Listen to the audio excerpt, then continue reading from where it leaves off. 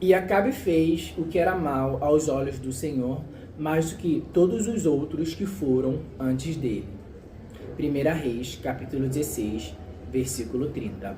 Mais do que todos, não um a mais, não entre os piores, mais do que todos. O texto sagrado não está falando de uma mulher aqui, está falando de um homem, está falando de um rei, está falando de Acabe. E o mesmo texto vai dizer, poucos versículos depois, que Acabe despertou a ira de Deus mais do que qualquer outro rei que foi antes dele. Então deixa eu começar esse vídeo com uma pergunta que vai sustentar tudo que eu vou falar a partir de agora. Se o próprio texto bíblico põe Acabe nesse lugar como o pior, que foi o pior de todos, então por que as pessoas sempre apontam um dedo para Jezabel?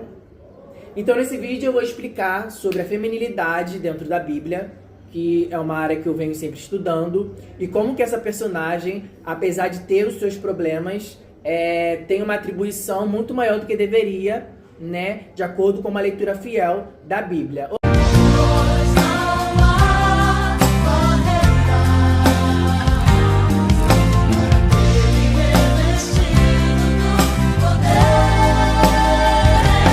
Olá pessoal, muito bem-vindos ao canal do Mestre Tchotá. E nesse vídeo eu vou falar sobre a culpada não é ela. E quem é o culpado então? Então, eu vou tirar a Jezabel do banco dos réus e eu vou sentar nele quem realmente deveria estar lá desde o começo, né? Então, bloco 1, a versão que te venderam. Aí a gente tem vários estereótipos: Jezabel a mulher malvada, Jezabel a manipuladora, Jezabel a sedutora. Enfim, virou xingamento, virou sermão, virou aquele arquétipo de algo ruim trazido para dentro da feminilidade, né? E cadê o Acabe nisso tudo, né? Complicado. E essa leitura ela é muito confortável, ela é muito cômoda. Eu acho que, sobretudo, além de manipulada, ela é preguiçosa. Enfim, o meu objetivo é te dar a versão do texto, né? O texto, quando você lê com atenção, ele não está acusando Jezabel, ele está acusando Acabe. Bloco 2. Quem era Jezabel de verdade, né? A origem importa. Então, eu acho que muitas das coisas ali que a gente tem no Velho Testamento precisa de contextualização, e a origem dela importa pra gente tirar um pouco desse estigma dela de como vilã da história toda. Então, a Jezabel ela não é hebreia, ela não é judia, ela não é israelita, ela não vem da linhagem de Abraão, Isaac e Jacó, ela não cresceu sob a lei de Moisés, ela nunca esteve debaixo da aliança do Sinai. Nada disso, na verdade, fazia parte do mundo dela. Jezabel, na verdade, era uma princesa, filha de Etbaal, rei dos Sidônios. Ela vem de Sidom, né? De cultura própria e, sobretudo, de deuses próprios. Ela foi criada como realeza no culto de Baal. E eu acho que o importante dizer é que isso não foi uma escolha dela deliberada contra esse Deus de Israel, entende? Isso foi a água em que ela nasceu. Isso foi o que os pais dela colocaram na cabeça dela desde quando ela era um bebê, uma criança, como herdeira, como futura rainha. Então, quando ela chega em Israel, ela chega carregando uma identidade inteira, uma cultura, uma religião, entende? Uma ideologia de Estado. Ela chega exatamente sendo o que ela foi treinada para ser. E aqui está o ponto que eu preciso que fique gravado nesse vídeo. Você não pode culpar uma estrangeira por ser estrangeira. Você não pode culpar uma Sidônia por pensar como Sidônia, de adorar como Sidônia, de governar como Sidônia, né? Ela apenas está sendo fiel à origem dela. Acho que o problema nunca foi, de fato, o problema a fidelidade dela à própria casa, né? Ela só estava fazendo o que ela foi treinada para ser. E aí nós estamos no bloco 3. No bloco 3 nós vamos falar sobre ela fez o que qualquer realeza faria, né? E aí a gente entra na geopolítica do mundo antigo. Tudo que eu venho falar agora vai destruir essa leitura moralista, né? Que o popular faz. Tudo que Jezabel lá fez, as alianças, a imposição de culto, a articulação política, a tentativa de implantar a religião dela no território, isso era exatamente como o mundo antigo funcionava, né? Casamentos reais eram tratados políticos. Você casava a princesa de Sidom com o rei de Israel. E o mais interessante é que as pessoas não entendem. Quando você casa uma estrangeira com um rei de outro país, essa mulher, ela traz consigo a rainha, né? Agora, essa rainha, ela vai trazer os sacerdotes dela, ela vai trazer a religião dela, ela vai trazer a corte dela. Com ela vinha os deuses dela, com ela vinha o séquito dela, entendeu? E era assim que o jogo era jogado, desde o Egito até a Mesopotâmia, né? Toda a Fenícia, Canaã inteira era dessa forma, os reinos se movimentavam dessa forma. Então Jezabel estava fazendo o que qualquer rainha no Oriente Próximo faria. Ela estava estendendo, né, a Fenícia, Sidom, né, o país dela, para dentro do território de Israel. E a pergunta não é por que a estrangeira agiu como estrangeira. A pergunta é por que o dono da casa deixou? Bloco 4, o dono da casa, Acabe. Agora a gente vai falar sobre Acabe. Gente, porque tinha um dono da casa, e o dono da casa tinha nome, o nome dele era Acabe. Acabe não era estrangeiro, Acabe era rei de Israel. Acabe estava assentado debaixo de um trono que existia debaixo de uma lei específica, de uma aliança específica. Um Deus específico, entende? Ele sabia das regras, ele cresceu nessas regras, ele era herdeiro de uma história que começou com eles lá no Egito, na libertação do Egito e a promessa de Abraão. Ele está dentro desse sistema. Ele tinha o que Jezabel não tinha. Esse é um dos pontos também muito importantes. Ele tinha o pacto. Ele tinha a responsabilidade, o conhecimento e mais do que isso. E mais importante, ele tinha o poder, né? Ele era o homem no comando. A palavra final do Reino do Norte era dele, não era de Jezabel. Então por que as pessoas continuam culpando Jezabel? Isso me traz um incômodo. Acabe basicamente deixa uma rainha estrangeira manipular e tomar as decisões de um reino que era dele. E não só isso. A gravidade do problema de rei Acabe é que ele vê altares se multiplicarem, altares pagãos. Ele vê profetas serem perseguidos, mas pior ainda, ele vê profetas serem assassinados. Ele ouve falar, enfim, ele tá ali a parte de tudo. E o que ele faz? Nada. Esse é o escândalo da história. Não é a ambição da estrangeira. É a omissão do hebreu. Bloco 5, a prova que ninguém te fala, né? Com quem que o profeta sempre vem falar. E agora eu vou dar a prova mais bonita de tudo isso que sustenta tudo que eu tô falando. Por que os profetas sempre falam? Quando Deus manda uma palavra de confronto, de juízo, de cobrança, para quem que ela vai? Ela sempre vai para Acabe. Acabe quem é chamado para prestar contas, é Acabe que Elias vai ao encontro. No episódio da vinha de Nabote, aquele episódio sórdido, Jezabel ela atuou nos bastidores. Mas a quem que Elias vai cobrar? Ele vai cobrar Acabe e ele diz, tu mataste e tu possuíste. Ele não menciona Jezabel.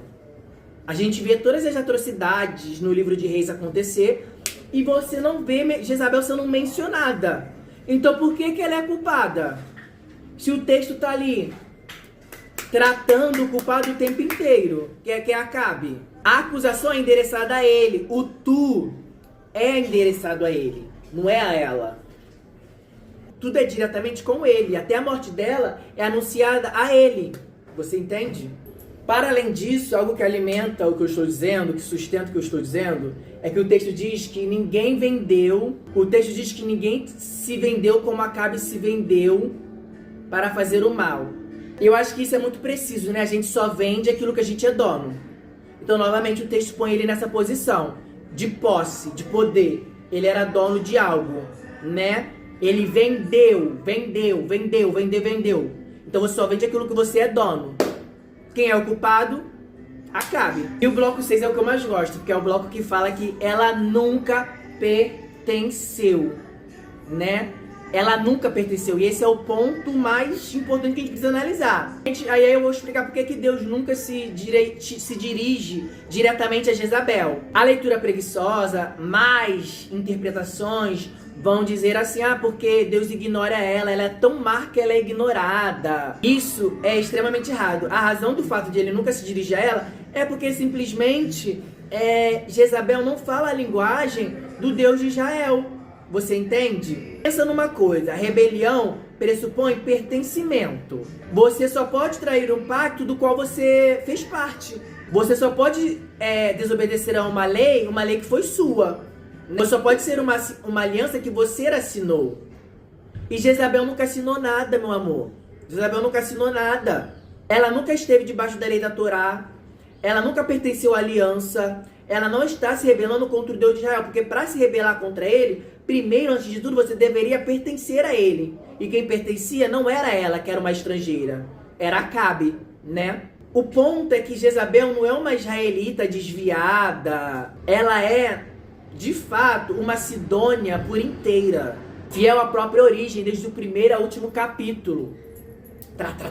Fielzíssima. Ela não legitima nada daquele reino. Ela não legitima nada daquele reino.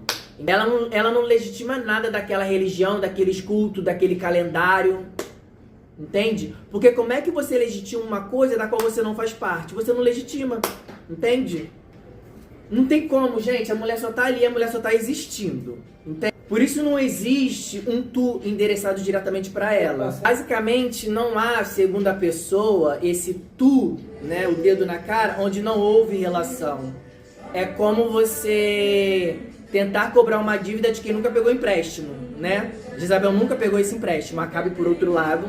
Basicamente é como você tentar falar sobre o contrato e você pegar um francês e um inglês, um chinês e um japonês. São línguas diferentes, né? E Deus, ele fala a língua do pacto. É por isso que ele se volta a Acabe, né? É quem vai entender a língua do pacto. Ele não tem como falar com uma estrangeira, idólatra, dentro do que seria descrito por um israelita, porque ela não fala a língua do pacto, né? E aqui eu acho que está o detalhe mais fino de todo, mais refinado do texto, né? Porque assim, naturalmente, ela está dentro de um território que está regido por Yahvé, pelo Deus de Israel. Então ela vai pagar sim pelo que ela fez. Mas repare, até a sentença da morte dela, até a notificação do seu fim, não é anunciado para ela. Isso não é desprezo, é respeito a uma mulher que sabe o que quer, que sabe onde está e que está com a mente totalmente voltada para aquilo que ela quer fazer, para uma rainha que trouxe os seus ideais, entende? É por isso que não é falado com ela. Abre aspas. Os cães comerão Jezabel junto ao muro de Jezreel. Fecha aspas. Isso é falado para os reis de Israel. Isso é falado dentro de Israel. Não é falado para essa mulher. Porque essa mulher não pertence ao Deus de Israel. Ela pertence a Baal. Ela pertence a Zerá, a outros deuses. Deuses fenícios. Bloco 7, né? Então, quem é o vilão? Jezabel não é inocente no sentido de não ter feito nada, né? Ela articulou, ela impôs, ela manipulou, mas ela não é culpada no sentido que importa, porque ela nunca esteve sob a aliança que foi traída, ela não pode quebrar um pacto do qual ela nunca fez parte, e Acabe fez parte. Acabe foi o pacto e Acabe quebrou. E tem uma ironia que resume tudo. A tarefa de casa de Jezabel, ser rainha de Sidom, defender os deuses dela, estender a própria casa, ela fez com excelência, 100%. Por pior que seja o conteúdo dessa tarefa, ela cumpriu o papel dela à risca, com garra, sem recuar das próprias origens. Quem não fez a lição foi Acabe. A tarefa dele era guardar a aliança, era manter a nação debaixo da lei, era se posicionar, e justamente essa, ele deixou em branco, né? A mais importante de todas. Ele arruinou o Reino do Norte, né? Foi ele quem arruinou. O vilão, então, o vilão do Reino do Norte, então, não é a rainha estrangeira que agiu como rainha. O vilão é o rei hebreu, que parou de agir como rei, que tinha o poder, mas abdicou do poder. Que tinha a lei, mas ignorou, que ouviu os profetas e fingiu que não ouviu, que, podendo segurar a nação inteira, preferiu ser arrastado. A pergunta não é por que Jezabel quis governar do jeito dela. A pergunta é por que Acabe deixou de governar do jeito que ele tinha jurado. Ele fez um juramento, né? Pelo visto, né? O texto mostra que ele não cumpriu. Gente, então é isso, né? Toda vez que alguém usar o nome de Jezabel como sinônimo de maldade, lembra disso. Da origem dela, do contexto. Sempre questione, né? Porque tudo tem um contexto, tudo tem seus significados por detrás. No próximo vídeo, então, eu vou falar mais sobre feminilidades na Bíblia, porque é um tópico extremamente forte, né? A Bíblia, ela fala muito sobre homens e deuses com certo estereótipo masculino, né? Que representam guerras e tudo mais. E eu gosto de tentar olhar para a feminilidade dentro da Bíblia. E no próximo vídeo eu vou falar sobre os deuses de Jezabel, né? As deusas, né? E aí também sobre esse Deus de Israel, como que ele tem que ser múltiplo dentro de si, nessa questão de gênero, mas ao mesmo tempo ser uno, conforme, né, ele de fato se descreve como. E o texto de hoje é esse, espero que tenham gostado. Tchau!